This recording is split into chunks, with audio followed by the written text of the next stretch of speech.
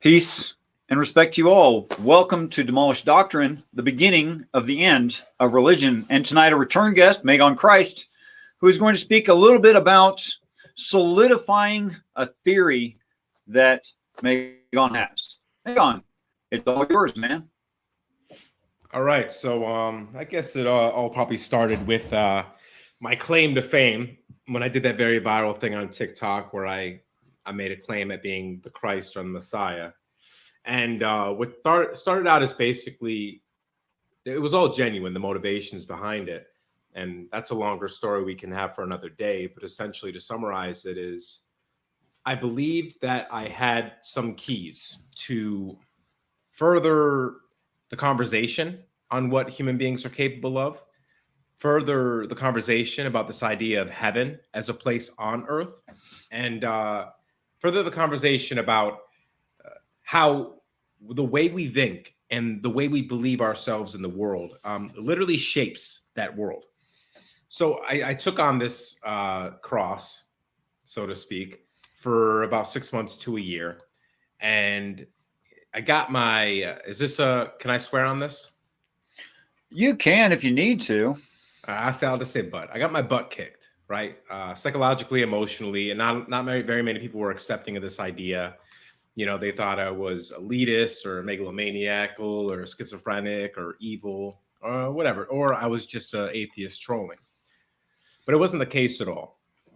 My intent was sincere to start a lot, really focus on what that means. I could become it. Okay. And the reason I do that is not so much in the context of basically the modern interpretation of Christianity, that there will be one Christ and that's the only person there'll ever be. So it was never this assumption that I was special as opposed to somebody else, because I believed in Nietzsche's Übermensch. I believed in Jung's Übermensch. I believed in the Ouspensky and Gurdjieff, which were other like esoteric philosophers, and Maslow's hierarchy of needs, even because he discusses this, the higher man or higher person, once they've satisfied all the needs of the physiological and the mental of the human animal. So it came off as arrogant nonetheless, because I think that people didn't understand my theory. Maybe because I didn't articulate it well enough. Maybe there wasn't enough hours of me explaining it. Or maybe because they had this predisposition because of, like, let's say, the modern interpretation of Christianity. So I went back to the drawing board and I asked myself, how could I create something more palatable, right? And so you and I, Richard, had discussed a lot of these ideas. We talked a lot about your side of the coin, and every now and then I sort of peppered my theory on it and how it might intermingle with yours. We saw places that maybe it clashed or contradicted a little bit or whatever. But it helped me to evolve what I was talking about. Not much has changed, okay? Besides the fact that I don't put so much weight on my shoulders to like be the one.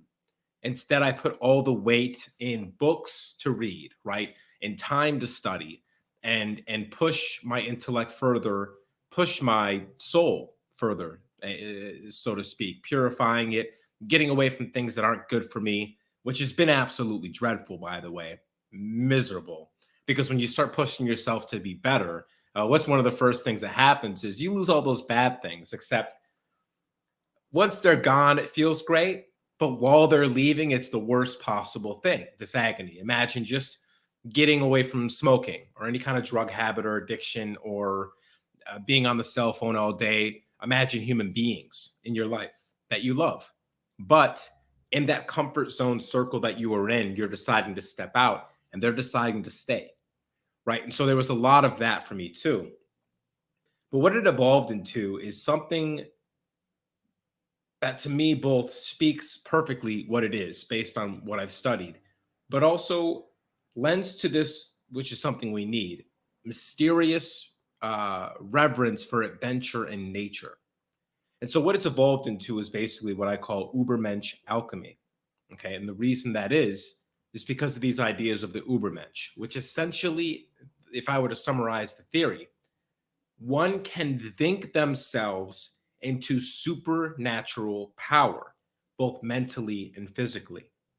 To give a real quick example of that, the 4-minute mile. Before the first person ran the 4-minute mile, it was believed it was humanly impossible. And those were words that they would use for that. This one guy said, you know what? Nah, it isn't. I'm going to do it. And he pushed himself to the point where he ran the 4-minute mile. 6 weeks later, somebody else did it. And now a very healthy high schooler can do it. What changed? One thing changed: mindset. Okay. And I know you're going to say, well, a 4-minute mile, the human body can actually do it. And that, sure. But before that, they believed it was impossible. And after they realized it wasn't, I have to ask you a question. How many things do we think are humanly impossible now? Where we're at the same place we were with those people thinking about the 4-minute mile. I want to ask you one more question. Is there a limit? If we are 1% different than chimpanzees, I believe, or 3% different than mice, how many different ways can the DNA express itself?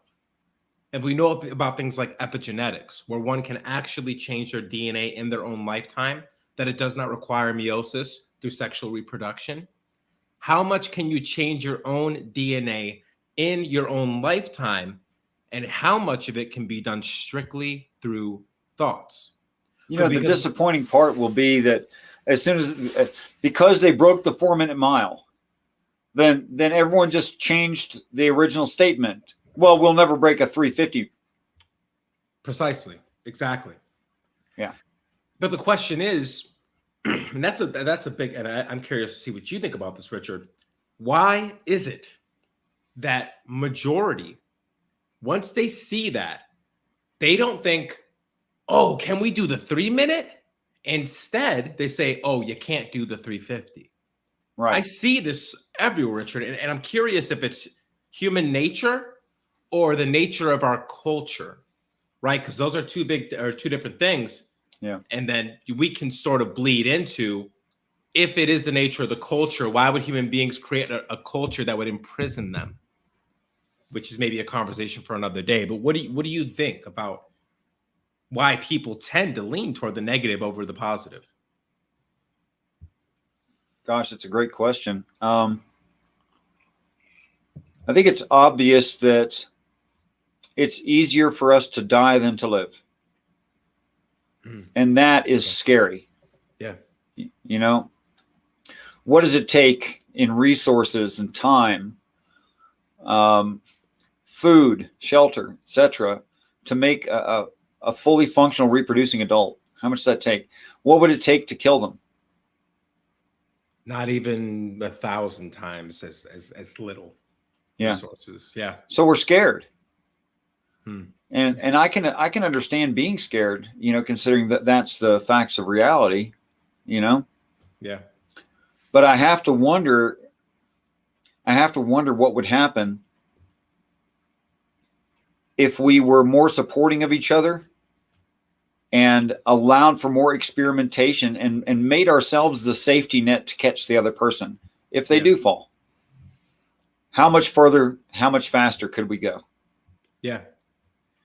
And I guess the central problem there is the ghost of whatever it is that's holding us back, whether that be, like you explained, this fear to live, which we've always thought we're more afraid to die, but it may be more true that we're afraid to live, or afraid to live to come to a conclusion about like why we fear death or what death is. I once had a very strange experience in a dream where I walked out of it thinking and feeling deeply and knowing that there were things far more scary than death. And without, you know, throwing anybody into an existential crisis by giving actual specifics on that, it's very strange to be alive. It's very strange to be a human.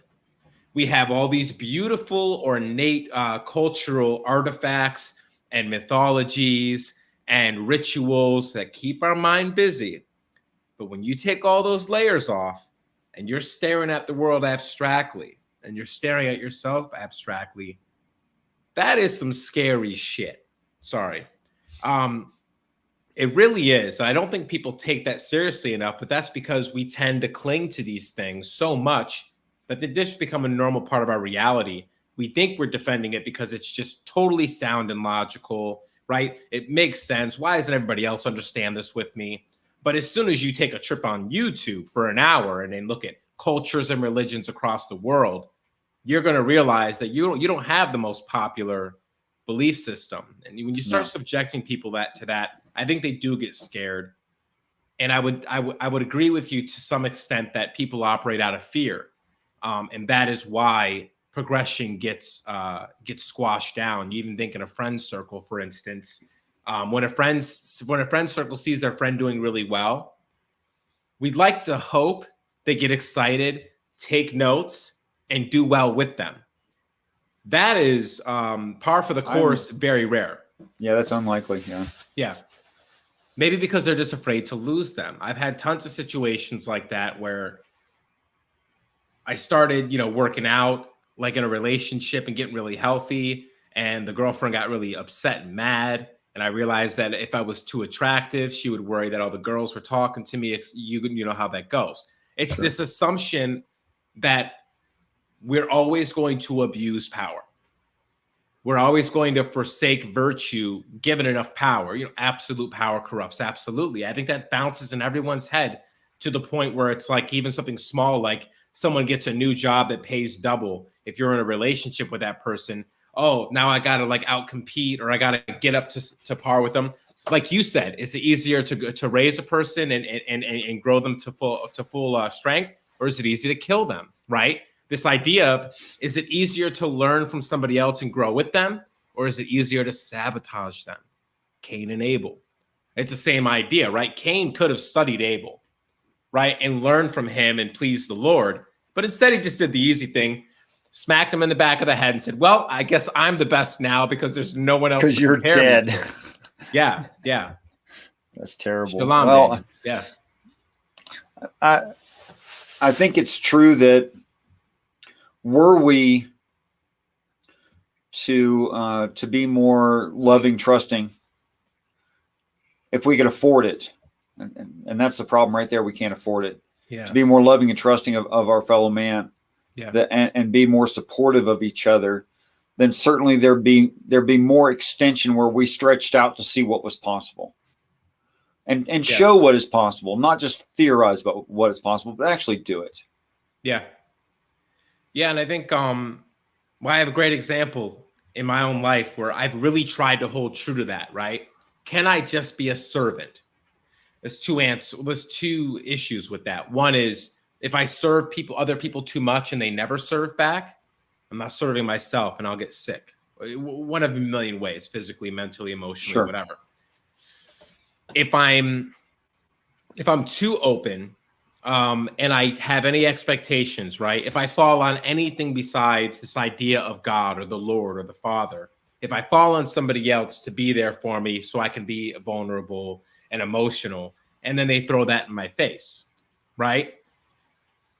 How long before even the wisest, most noble, most patient, relaxed people gets jaded by that? You know what I mean? And so it's like, well, it probably won't be very long. Yeah. And so I don't know if it's some sort of default or like fundamental condition of the human animal that everything terminates to distrust or everything terminates to anger. But like we've talked about this, many a scripture would say it does. That for some reason in the human algorithm, everything has to ultimately terminate to negative. And well, here's a great example. You can be trusting in a relationship, improve your trust. Like it could be super verified across the board, 10 years in a row. You lie about one thing and you've annihilated 10 years. And being honest in the future, no matter how many times you do it, will never fully fill that crack. You only have to lie once, right? Right. You could tell the truth 10,000 times. You only got to lie once. So I do wonder if there is some sort of self-terminating quality and if there is a way to get out of this, or if we're just living in the context of a very toxic culture that's making us feel like we can't trust each other, that people can't make mistakes. Because I knew when I was a kid, if I got caught in a lie, the first thing I wanted to do was really actually self-reflect and say, how do I not lie in the future? Or why am I lying? Or how do I get this person's trust back in a meaningful, real way, not a trickster way? I believed in that when I was growing up, right? And I think a lot of people did. So I wonder. Yeah, I wonder if it's a human condition thing or if it's, like I said, a cultural conditioning thing. Well, I'd like to say that it's probably both and more than that. That we just for survival, we need to be scared. And it's much easier to hurt something than it is to make something prosper. Yeah. And so long as we're being greedy and self-serving, protecting ourselves and only our direct family, only our direct own, and that border never crosses over into other families even close by. Yeah. I can certainly see why we would do that. And I don't think it's necessarily a human nature problem, but it's just a fact of nature that it is easier to fail than to prosper. It's just easier. Yeah. So then we see that and we become socially and mentally, more than suspicious, absolutely scared, I suppose. But I'd like to put a third aspect to that I think it matters, that we're also lacking an objective view of this very problem. Yeah. So as long as we're not coherent within each other and able to agree on what the truth of the situation is, then we also don't have like a consensus report to say, well, we are failing for the following reasons. Yeah. And I think the problems where they ultimately rest are incapability of understanding what happens after death. Sure. Right? Our incapability of considering the importance of, well, if your life is finite, what's actually important then? Right? Yeah. If riches will be, even if they're buried in the grave with you, you cannot take them with you. What's left when you're gone? Your kids, your grandkids, the people around you, the people you loved, society as a whole, as both a collection of people and a collection of ideas that, when fit together intelligently and correctly, can produce extravagant progress, happiness, utility, et cetera, et cetera. And so, for some reason, even though human beings preoccupy most of their lives with the ideas of death, right, surrounding themselves with riches, screwing other people over to get ahead and feel like they're farther away from death, they don't consider the ramifications of dying, right? If you really come to a head with that, what is everyone's like 5 out of 6 people on their deathbed? What do they regret the most? Not loving more, not spending more time with their family and people. How do you get people to be the kind of person that comes out of a near-death experience, right, without having to give everyone a near-death experience, And gosh, I don't know. Yeah, well, it lends back to your theory, right? What is that but a near-death experience for the entire planet? The entire planet, yeah. Right? Many of those things coming to a head because of our own work, right? The road of destruction is paved with good intentions type thing, right? It's like, we built this here and we're building it right into a crisis that no one's really sure we're going to get out of, right? And you could talk about climate change. You can talk about the other thing that if you say it, it gets demonetized or whatever, so we won't say that word. You can talk about the psychological experiment of propaganda, internet, and media. That's probably more dangerous than anything. Any nuclear weapon across the planet is how much you can hijack the consciousnesses of large groups of people, and then sick them on other people. Like that's been in true form for the last 2 or 3 years. So all these experiments we're doing are leading us to an inescapable sort of apocalypse, whether that means the end of humanity or the end of a version of humanity. And so as much as I would not wish an apocalypse upon the planet, that might be one way to wake people up to the importance of living in the now, taking care of each other, realizing that you are going to die and you have no idea what happens once that occurs. I think, classically what the definition of the long con is. Yeah. So the overall idea is to get the victim to think that they invented the con. Mm-hmm. Mm-hmm. That's the idea. To get them to say, oh, I want this. Not that this person leading me wanted this. Yeah. To get them to say it. It seems to me, it's the old objective creation of a problem, allowing the society to, or making suggestions as to solutions to the problem which you created. Yeah.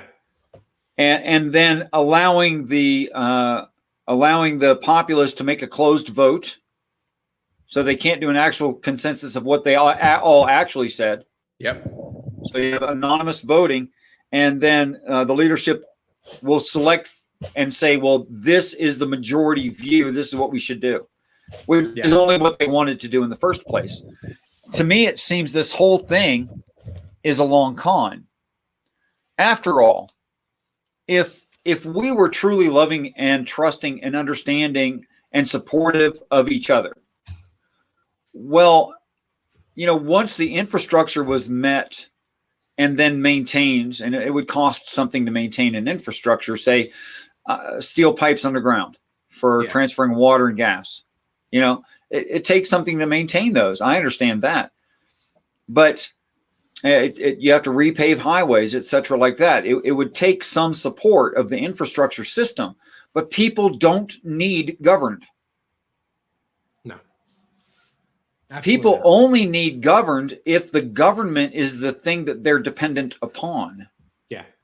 So part of the long con, I think, is to get us to agree to devalue fundamental and foundational things about our society, and to degrade them and dismiss them, hopefully that they rot completely out from underneath of our feet. Yeah, I mean, just alone the idea that humans are ultimately barbaric creatures that absolutely need all these fine lines and bumpers in order to stay on the straight and narrow. Well, what makes you think that a collection of those people with guns and the ability to imprison you are going to somehow be better?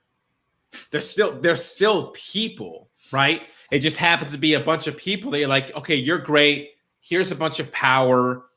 Here's coercive enforcement over me. I'm giving you that, like, Thomas Hobbes says in the Leviathan, essentially what a state is a collection of people giving over their natural human or God-given right to their own autonomy, freedom, and all that to a state head, right? Who then makes larger decisions for the whole.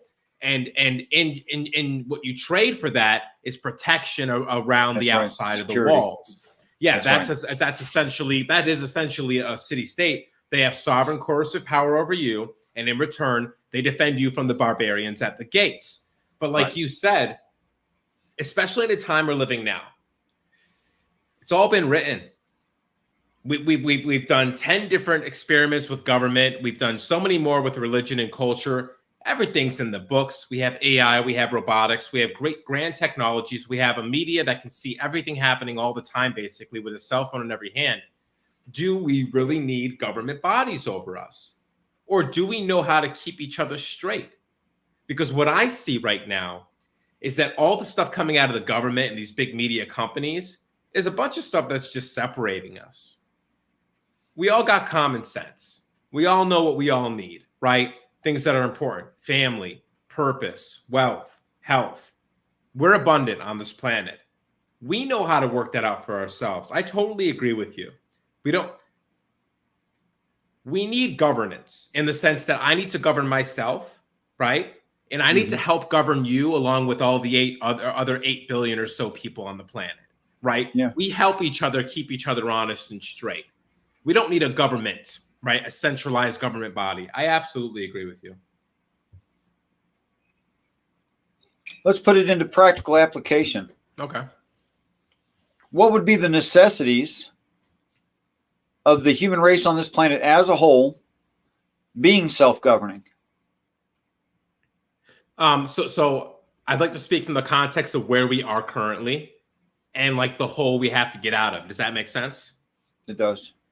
Lifting everyone that is in poverty out of poverty and trying to figure out why they got there in the first place and what kept them there, I think is like number one, right?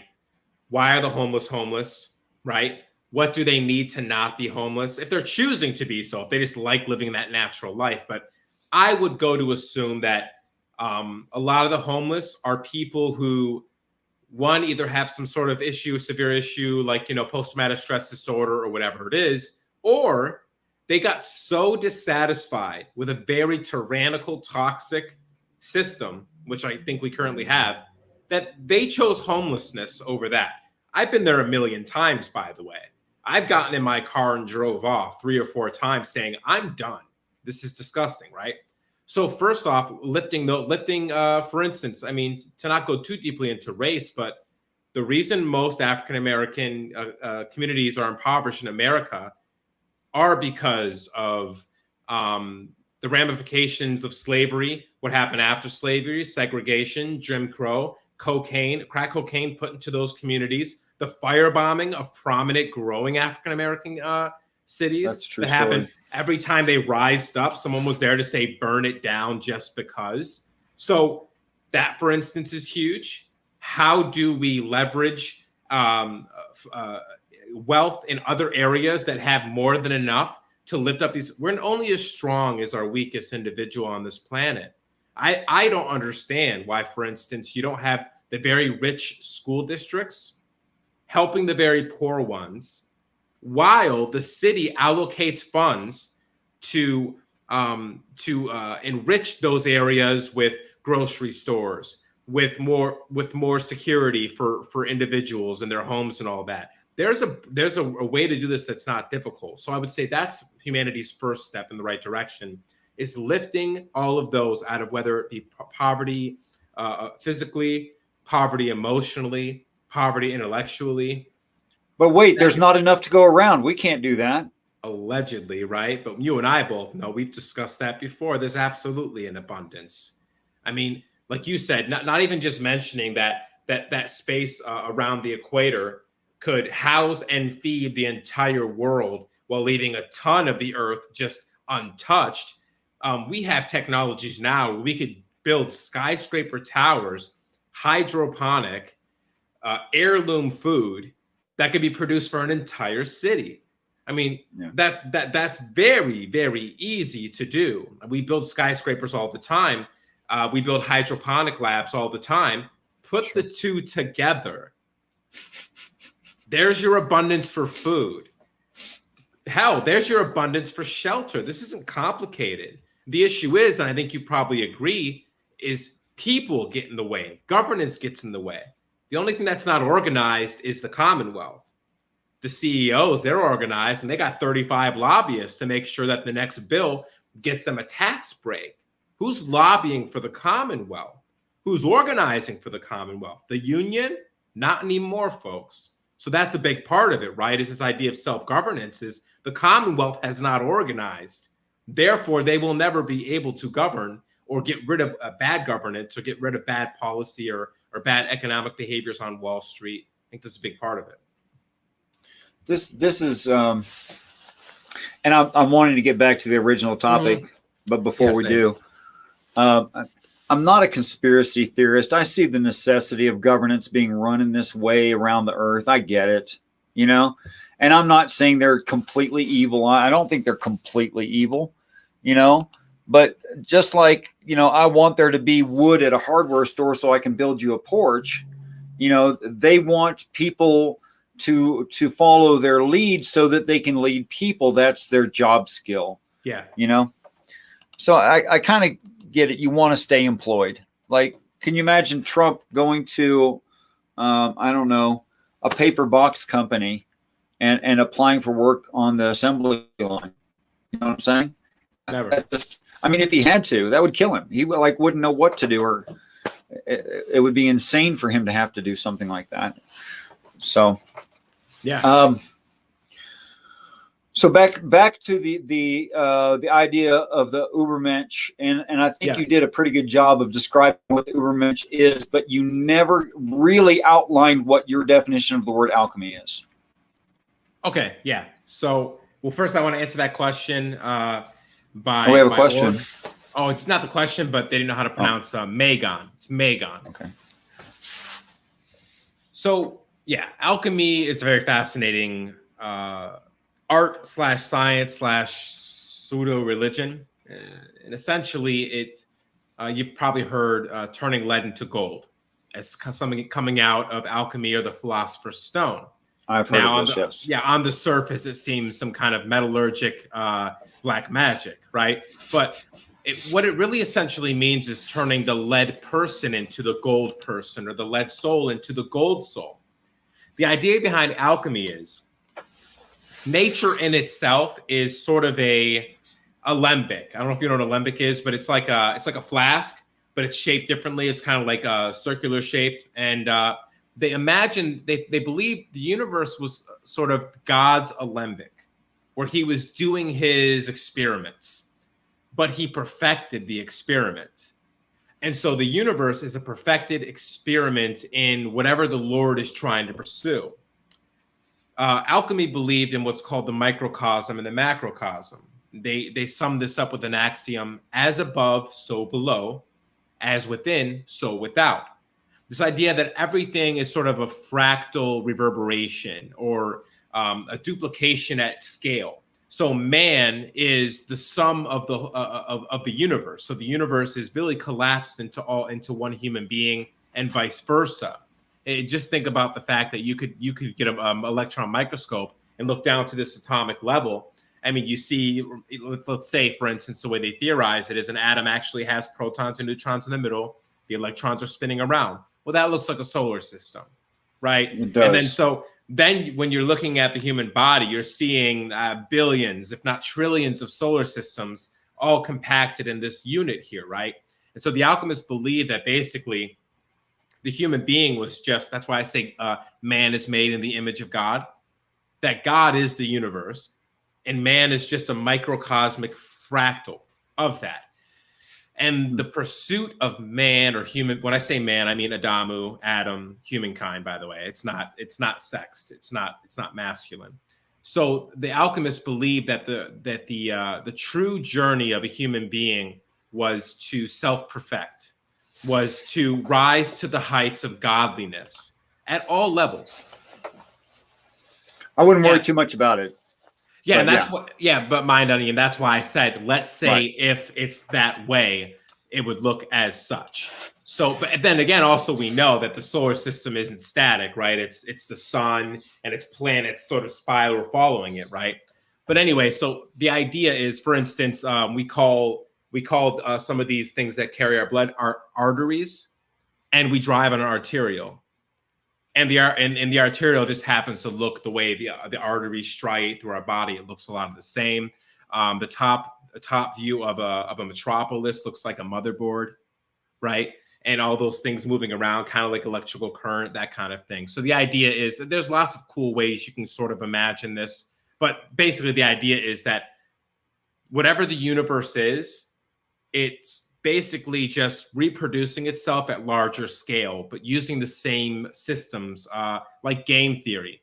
There's a set amount of rules, set amount of pieces, set amount of forces at work. And because of that, they produce certain things over and over again. So anyways, so this idea with alchemy is to perfect one's soul, to get back, like the Gnostics at the turn of the millennia zero, right? Around the time we assume that Christ was born, right? The Gnostics believed that this whole universe, or this experience, was a holding pen. Some of the more pessimistic ones saw it as a prison. If you look to the Buddhists, they saw it more of as a sandbox, a place to play I like to lean more on the Buddhist. But anyway, this idea that we're in a fallen state and that the idea is to restore our position in the universe. Okay. I don't try to delve too much into whether or not this is a bad place for misbehaved children, or if this is, we're at the cusp of something and we're actually rising higher to new heights that had never been reached before. I don't like to think or consider where we are on that plot. I more like to think that either way, we have a place to progress. Okay. So the alchemists took this on. And so what they did is a lot of different things as far as working with plants, making tinctures, trying to literally turn certain metals into other metals. And here's what's interesting about that. You might know that metal veins in rocks, right? You have iron or copper or whatever, they'll actually change, right? Iron can aspire to gold, right? In the veins if left long enough to evolve, let's say. Rocks can become crystals. With the processes of nature happening, they can evolve. Alchemists sought to speed up this process. Okay, so to basically say, okay, whatever nature is doing at this large scale, can we do a small scale version of that and speed it up? Can we cause entropy, the entropic forces of time, to occur quicker? So I'm sure they had a different view of time as well. But what it evolved into, especially when you got past the dynastic kings of East Asia, who literally drank mercury, thinking it was going to make them live forever, and we started getting into this to like, you know, the matured views of the Eastern tradition of alchemy, and also the medieval traditions of alchemy. They started to ask themselves if all of that same physical work could be done in the mind. And as a result, like I think it was Descartes who said, I think, therefore I am, or was it Rousseau? It was one of these philosophers, this idea that what I believe I am to be, I actually am. And that this doesn't just have philosophical ramifications, it has some sort of physiological or real time, real life consequences to our physical being, for instance. So yeah, alchemy sought that, and it evolved into this thing where... I was actually avoiding quoting that, but it's true. Yeah, absolutely. Right. And so alchemists, basically, without all the high-tech stuff, well, they were on to the right idea. I think they understood entropy. I think they understood, if they didn't understand the way the atom worked or whatever, they did understand that there was some sort of like reducible piece of matter. They called it the prima materia, by the way, that there was this absolutely reducible piece of matter or time space or a mixture of all those things, which if you figured out how to like fool with it and turn the clock or make a shift, you could turn one thing into another. And that was really their attempt. And I think where they evolved was, how about I turn myself into that thing which can do that? And so that's where the ideas of the Übermensch come into play. Someone like Carl Jung, for instance, who believed in this Übermensch idea, was also an alchemist, and was also, when asked if he believed in God, he said, no, I know there is God. He went on to explain that God's just a word. It's a concept, but it means process. It is this thing. It is me. It is you. It is this box of tissues here, whatever you want to say. And so the idea was to step back and get an abstract view of whatever this was, and possibly see what the real rules of the game were, and then play that game actively instead of being played by it. Is that a good explanation? I'd be interested in hearing. Yeah, I think so. I'd be interested in viewing or having told to me what the actual rules are.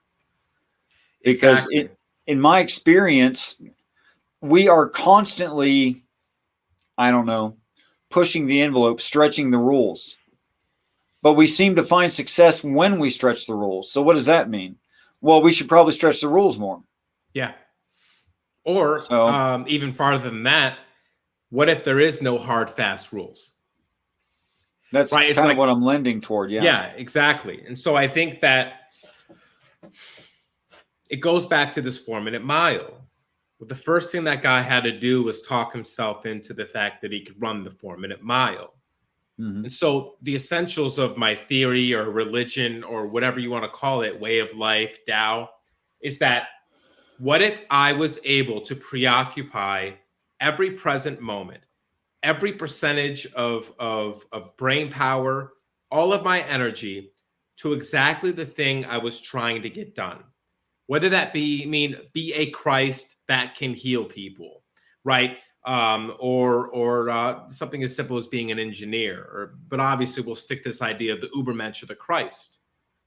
I am trying to figure out how to dedicate every waking second, every breath to that goal. And I wonder if, like running the 4-minute mile, it is possible for me to achieve this at every level, whether it be being able to live indefinitely, being able to literally heal people with the touch of my hand or the speaking of my word. Who wouldn't want that? And this idea of the Christ, to me, is sort of, I think it really rests as the linchpin to what we were talking about earlier with an idea of a self-governed society. Whether or not you believe Christ existed, the narrative character, the conceptual idea of a Christ, imagine if everyone was like that. What kind of world would we be living in? It'd still be fun. We'd all still get laid. It's not like you lose something. You lose deception. You lose murder. You lose tragedy and suffering. Imagine if somehow, even if we could dedicate an hour a day to this idea, is like, what is the greatest version of me? And how do I get there? Playing back to your idea of the rules of the game. We talked before about this. I think there's two important rules to the human game. That is DNA and quantum mechanics, right? And like we said before the show came on, there's play with both of those. We have discussed evolution. There's some stuff going on in evolution we don't have any explanation for. This epigenetic changes in an individual of the species that occurs within their lifetime without sexual reproduction, without mutation, right? There's things happening at the quantum level that are very trippy. In fact, rules are being undone on a daily basis, it seems, at this point. So they're talking about warp drive now, all sorts of stuff that we would have said, no, that's literally physically impossible. You can't go faster than the speed of light. It changes. What if we're dealing with a situation where this is like a simulation or a dream? What do we know about video games and dreams? There's really no hard, fast rules. And if you're conscious, which hopefully most people are playing video games, or if you become lucid in a dream, that is, realize you're dreaming and maintaining the dream, you go into what's called God mode, right? If you enter the cheat codes in a video game for, like, let's say Minecraft, you can fly and build and you have unlimited resources, right? If you get lucid in a dream, you can then do whatever the heck you want. I've done this thing where I've just like start growing trees by lifting my hands up. It's a whole hell of a lot of fun.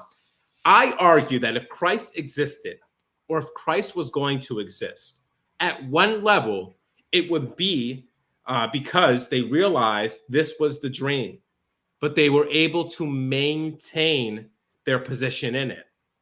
And the reason people like Enoch and Jesus and whoever else were swept up away into heaven by God was because they were taken out of the simulation. And the reason they were able to return is because there is a substantial layer of reality beyond this one, and you can go in and out, right? Just like when you wake up from a dream, you can go back and have that recurring dream. I do believe, as the alchemists believed also, and the Buddhists, right, that this is a dream to some extent. And that's just the metaphor we use based on the context of our culture. That's why simulation theory is getting so big. It's not because it's an actual simulation. It's because that is our best descriptor based on the context of our own technology. I do believe that this isn't the substantial reality, and that we're playing in a sort of game, but we can figure out the cheat codes. So that's essentially Ubermensch alchemy for you. So how long will we have to wait?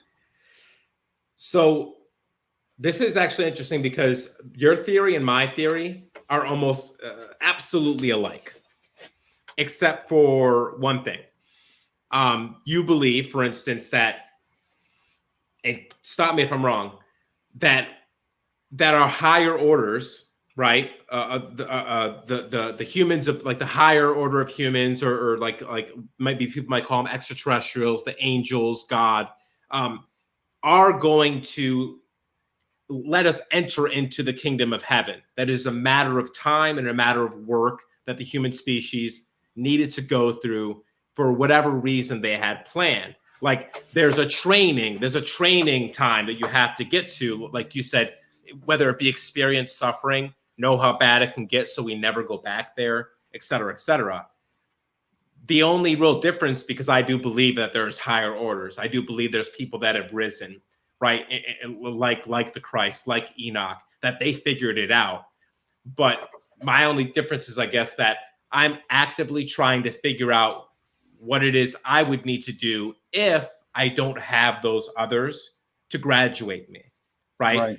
I actually, to be honest with you, like I'm not absolutely convicted to what I'm doing or have absolute convictions to what I believe, because I really on a day-to-day basis consider your theory as being the one.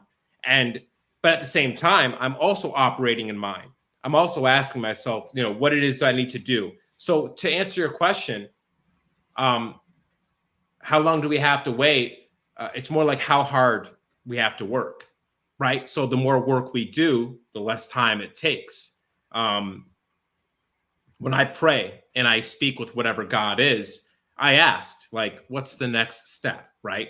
And so the next step for me for a long time was quitting smoking, right? And so I've been on and off with it, but I went to about 24 to 36 hours without a cigarette, and all the stuff that was stuck in me got poured out, right? And it was absolutely glorious. Yep. And my mind calmed down.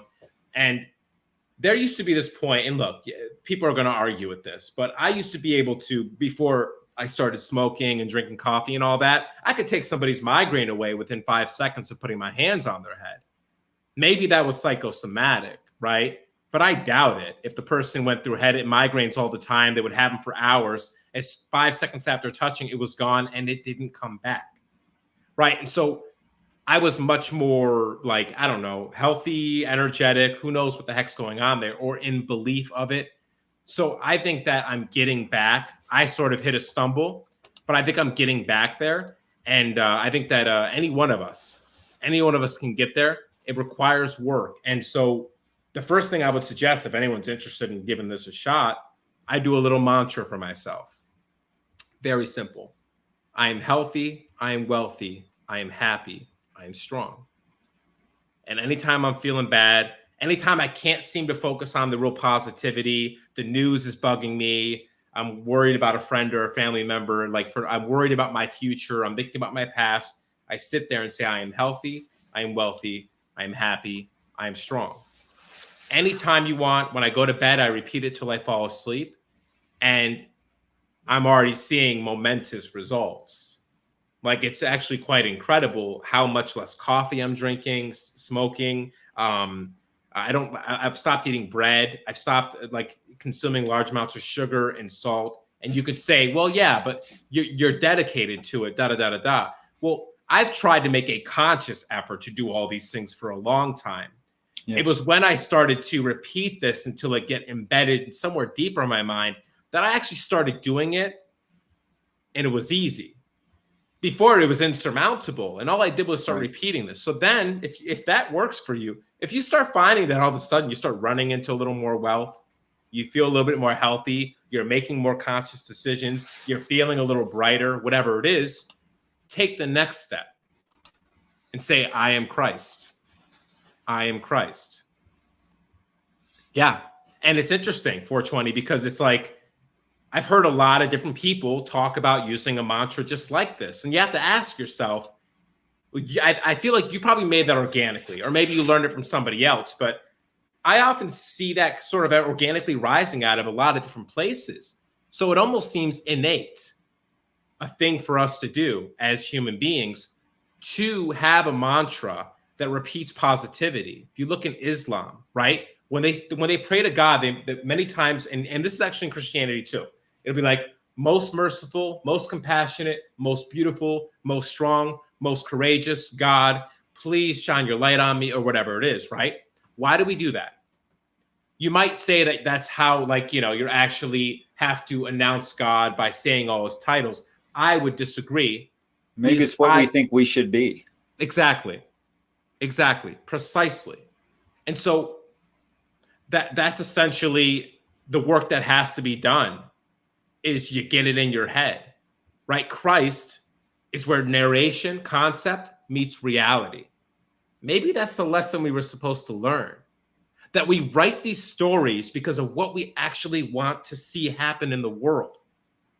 We are living in, I think, the time where we will realize we can literally write any story we want, right? And bring it into reality, i.e., word becomes flesh. Okay, guys. So anyone who's listening in right now, and welcome to all of you. I brought up at least one comment for each person who made a comment, so they knew that I noticed they were there, and peace and respect to you all.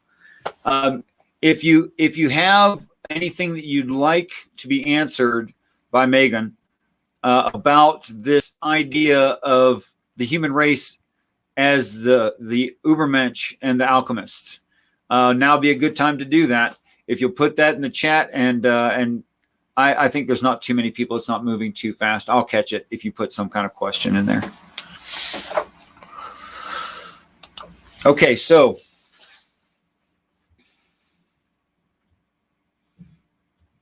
yeah, I think the difference between what you're saying and what I'm saying is that though we strive, and we've strove, how long?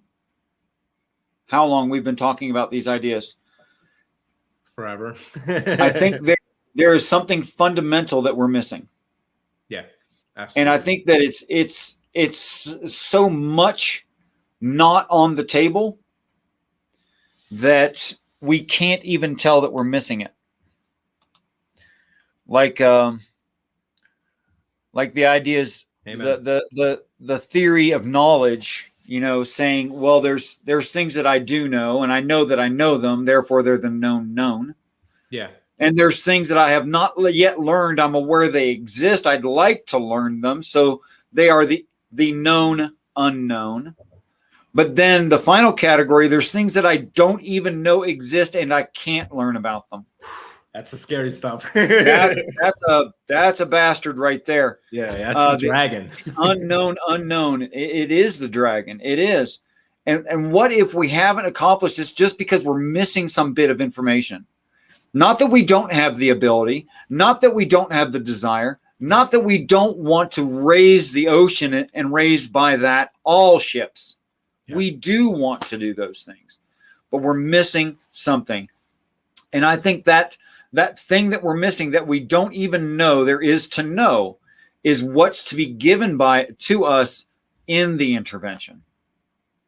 Yeah, and so just to be to make sure I'm on the same page as you, you're talking about the genetic blocker, right? For instance, that genetic blocker where we're not expressing our genes fully. I think in order to be able to exercise the truth of all things, we'd have to be not in this physical state. But it's the knowledge itself that I'm talking about, really.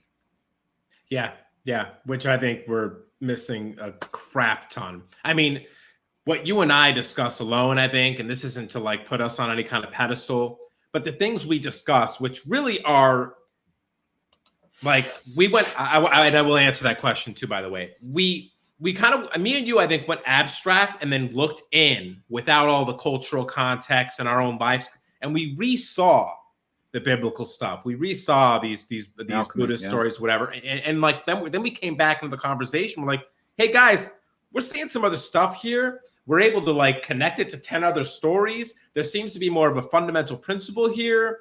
And what do a lot of people say to us? You guys are crazy, out of your minds. Yeah, exactly. And not to say that we're absolutely right, but the mere fact that we came up with a more kind of reasonable application to try to connect all these things together, and that it was just another shot at the same old story. It was just, one new look. If there was only two, we added a third one, which was even more believable than the other two because it didn't require so much supernatural craziness. You know what I mean? And yeah, we still got rejected. So I absolutely agree with you. I think whatever the truth is like we talked before, turn water to wine. It'll make some people lose their freaking minds if they're not willing to surrender their old beliefs for new ones. Yeah. So I think there is something to be said there. The question just becomes, how do we access it? Right? Like, will it be bestowed upon us by the elders? Which I do believe there are elders. We would discover ourselves. Yeah. Yeah. Yeah. One of the, it's got to be one of the two, or it just won't happen. Yeah. I would answer to Mind Onion. You know, I was very, very comfortable being a part-time alcoholic and a womanizer and riding too big of a motorcycle that cost too much money. I was perfectly fine doing that. But even when I was doing that and I perceived myself as well-adjusted and happy, okay, I really did. When I was in that situation, I gave it up one day in 20 minutes and could not go back because I learned something I did not know 20 minutes prior. Yeah. So for me personally, I don't care what the truth is. I want it. I want it more than whatever, anything. I think truth is ultimately God. Yeah. It's like the whole thing was set out to be done. And so another thing too, I think, Rich, is it's not a this or that, right? I do make my own reality. I can go in the kitchen and cook myself a little bit of rice, or I can go down the street and get a cheeseburger. That's basically making my own reality. The question is, what are the limits on that?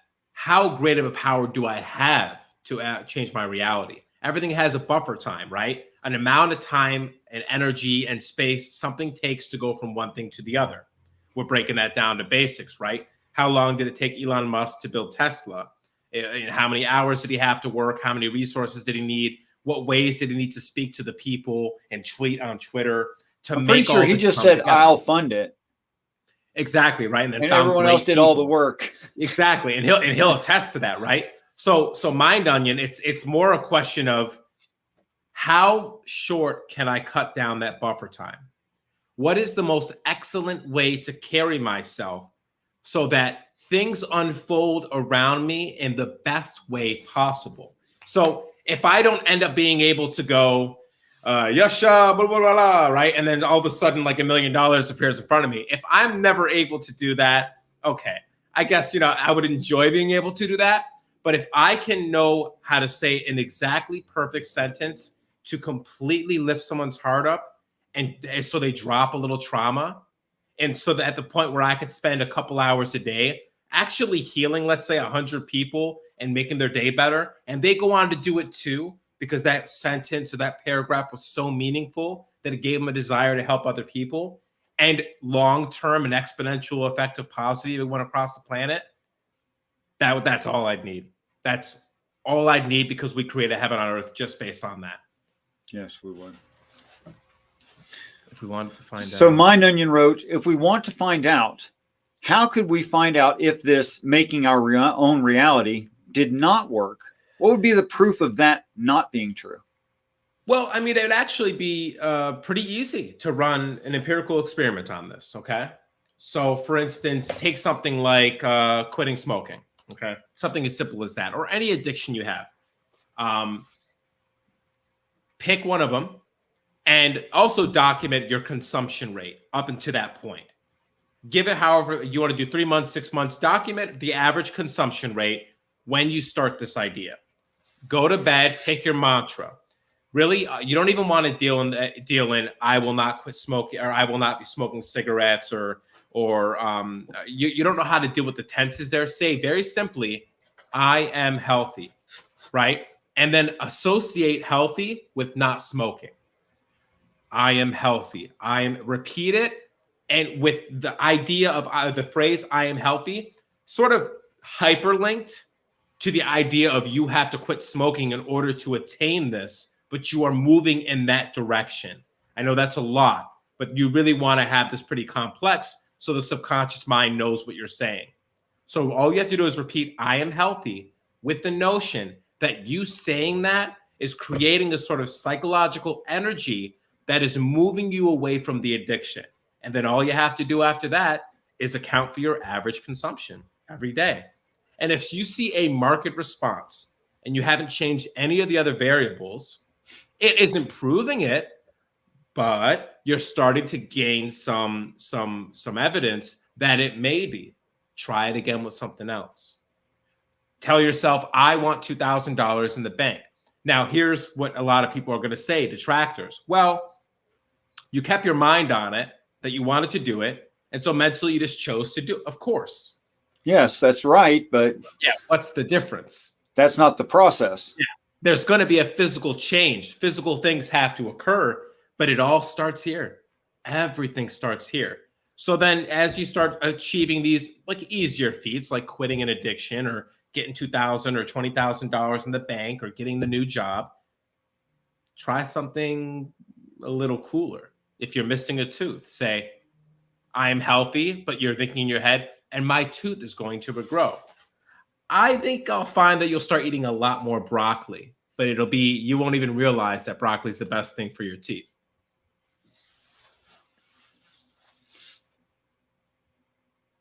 So, no, that's really easy.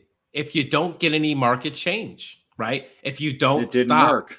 Yeah, if you didn't reduce your consumption of let's say it's cigarettes, if you didn't change your consumption of cigarettes over time, if you don't get $2,000 in the bank over a certain time. Now, I'm not telling you to wait 6 years to do it. I'm telling you that if you really stick to it, and really do it every day, you might see changes in 3 days. But yeah, that's how you'll know it's failed, because nothing changes. That's why I say take the average consumption leading up to you starting the experiment, and then notice for changes, right? If it stays the same or goes up in consumption, obviously it's not working. But what I also want you to do, have a hopeful mindset. Like, I understand the importance of having a legit, verifiable experiment. Having a positive mindset doesn't skew that. You don't want to walk in with a negative mindset or assuming it's not going to work, because guess what? It's not going to work, because this is literally about what you believe in transcending into reality. So you have to have some hope that it's going to work also.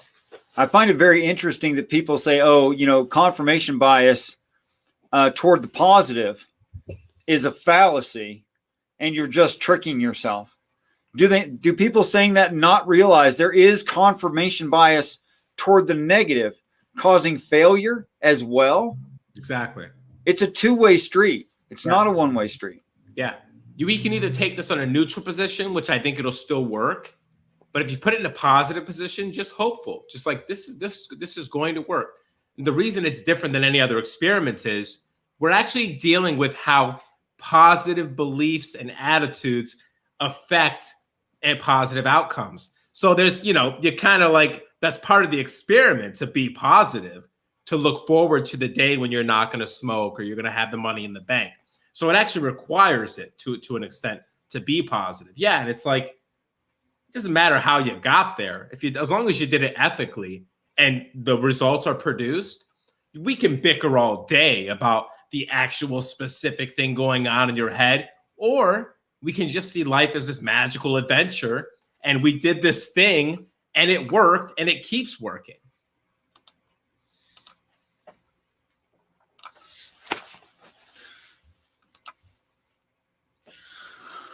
Yeah, I don't think that anyone was trying to say that you're going to use consumption of certain foods to heal your teeth. I don't think anyone actually said that. There might have been something misunderstood.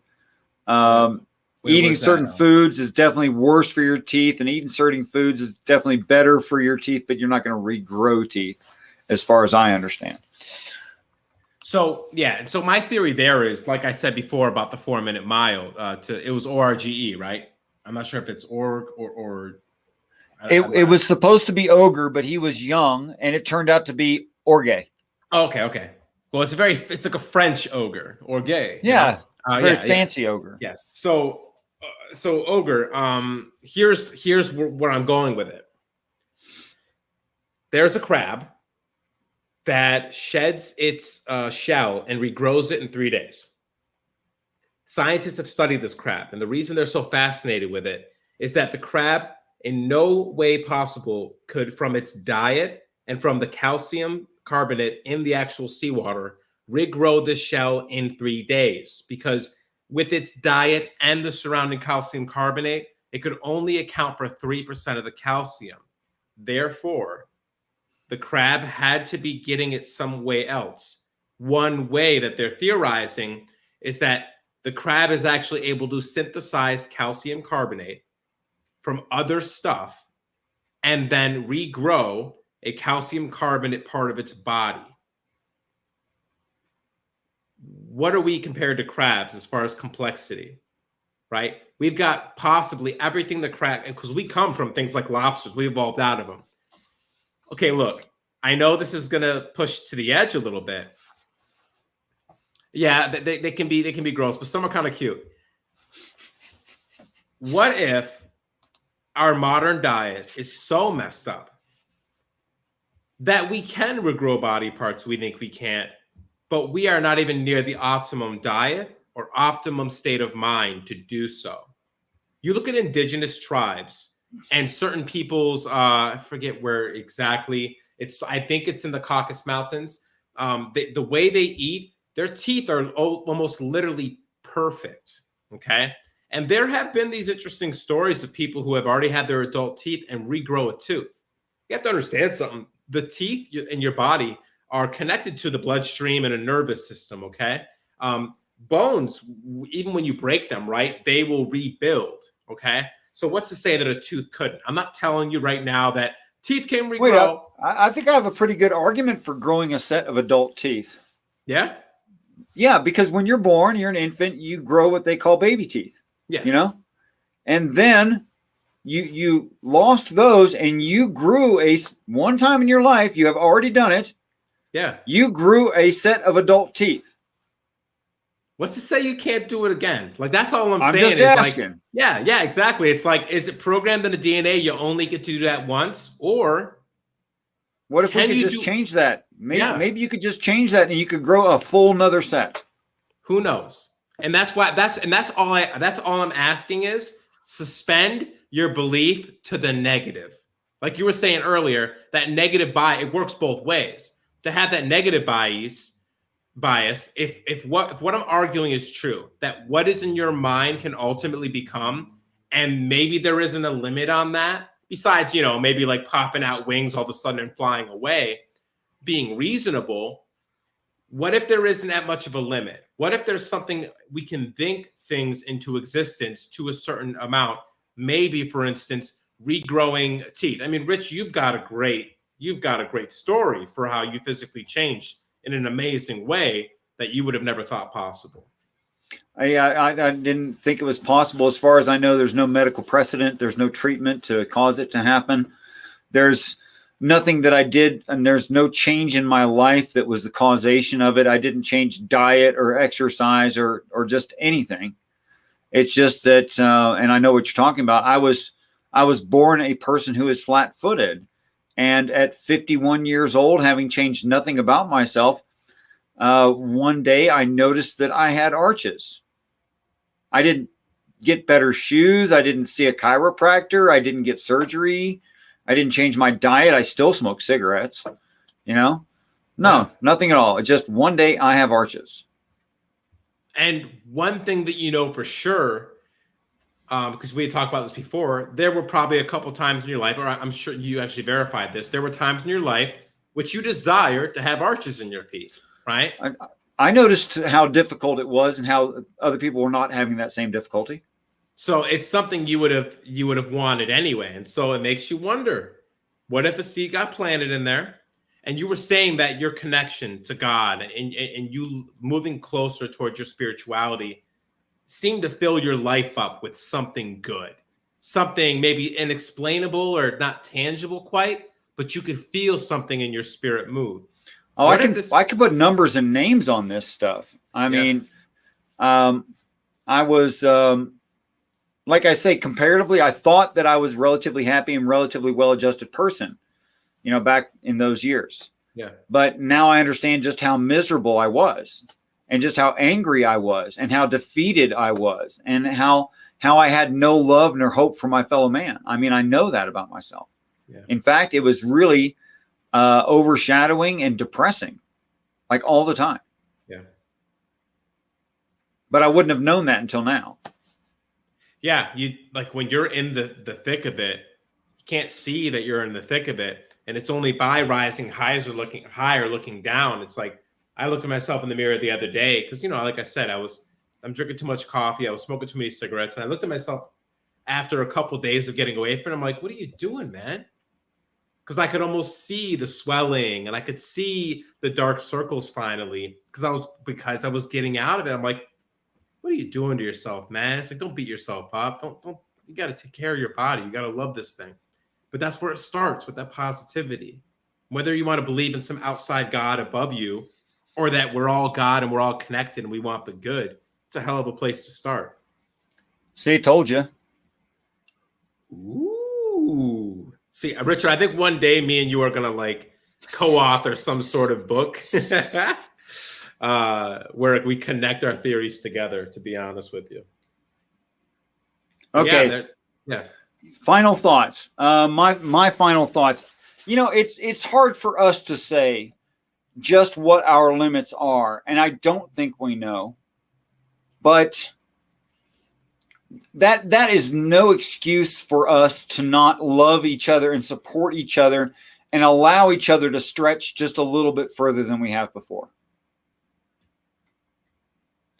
Well said. I mean, I wouldn't add much onto it besides just try to put it into practice. It doesn't mean you have to go out and be a saint and like wear your heart on your sleeve and bleed for the world. Just start with a little phrase in your head. I'm getting better. I'm getting smarter. I'm getting kinder. I'm getting stronger. Whatever it is, just little baby steps. I think you'd find it'd be quite amazing what can occur if you just repeat a small phrase with the hope that it can happen. You never know where that can go. And I'm sorry. I also want to say thank you, Richard. It's always an absolute pleasure to be on the show. You as well. Yeah, you're an amazing guy. I love what you do in this circle with the atheists and the theists. You really put everyone back on their heels. Don't forget the pagans; they're important to us, and the pagans too. Yeah, but you put everyone back on their heels a little bit, and you ask them to reconsider the text in a way that not many people are. And so that's all. That always means a lot. I'm always excited to see you talk to somebody new because, at the very least, like you did on the EA show, you had a couple people really thinking. They're like, "Huh, I never thought about it that way," which is really beautiful. That's okay. I hadn't either. Yeah. All right. Thanks everybody for showing up. I hope you had a great time. I hope that this spurs some small thought in you, because these things have spurred a lot of thoughts in me. Thank you again, Meagon Christ, for coming and sharing some of your newest realizations about what life and reality are for you. Thank you for that. And thank you. Any parting words? God bless. And like I said, just small little sentence of positivity in your head. All right. Peace and respect. Good night to you all. I want you all to know that I truly do look forward to the day that we're all great friends. Good night.